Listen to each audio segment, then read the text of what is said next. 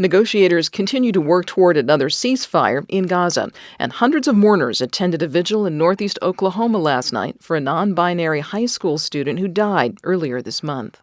Good morning, I'm Corva Coleman from NPR News, and here are today's top stories. Talks continue in Qatar about a potential pause in fighting in Gaza and a hostage release by Hamas.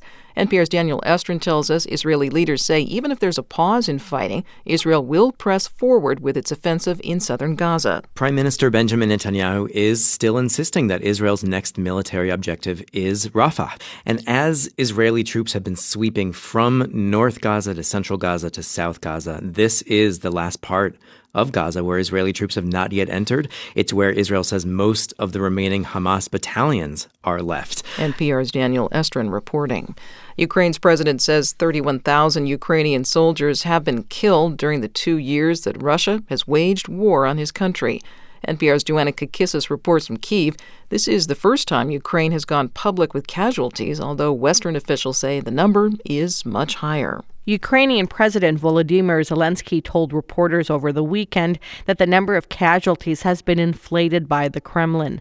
U.S. officials, however, say 70,000 Ukrainian troops have been killed, more than twice the number cited by Zelenskyy.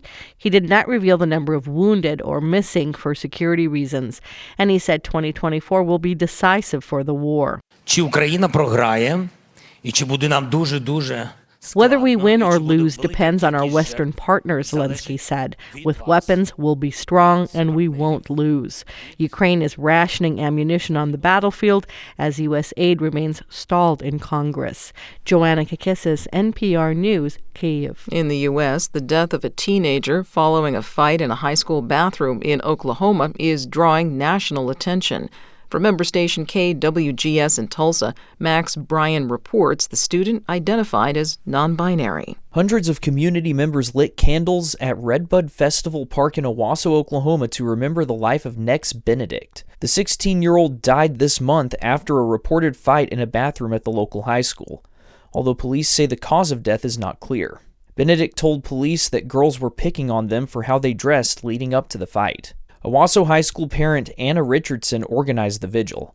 She told the crowd that parents are responsible for instilling love or hatred.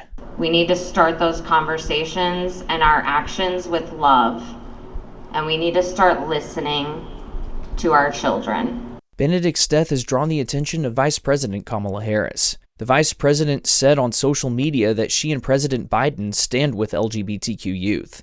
For NPR News, I'm Max Bryan in Tulsa. The chair of the Republican National Committee, Ronna McDaniel, plans to step down. In a statement, she says she'll leave March 8th to allow a new chair to be selected. McDaniel had said previously she would leave the RNC after the South Carolina primary. This is NPR.